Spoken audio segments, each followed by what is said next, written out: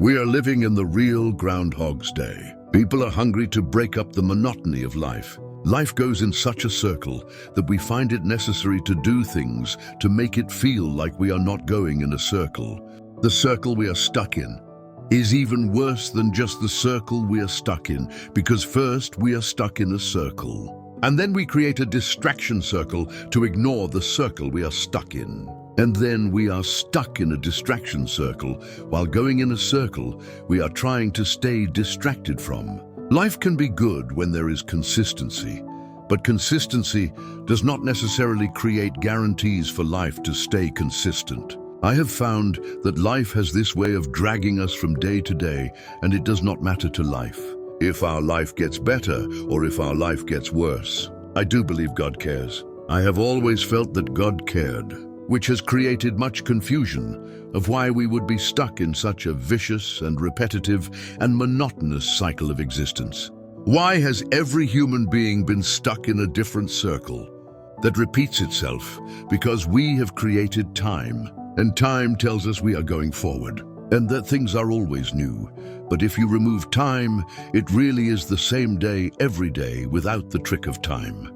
The circles and the cycles that we are stuck in are usually because we are trying to break the circles and the cycles we are stuck in. It does not matter how big of a circle we create in this life. And it does not matter how many different things we do to break up the monotonous life that we truly live. What matters is that we notice that life is monotonous, but we will only notice life is monotonous when we care enough to feel like we are not actually progressing spiritually. I believe we are stuck in a religious and spiritually suppressed existence.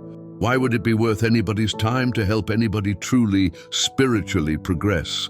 If you figured out that true progression has nothing to do with money, what would happen to all the churches if people progressed so far that they were capable of being led by the Spirit instead of another human being?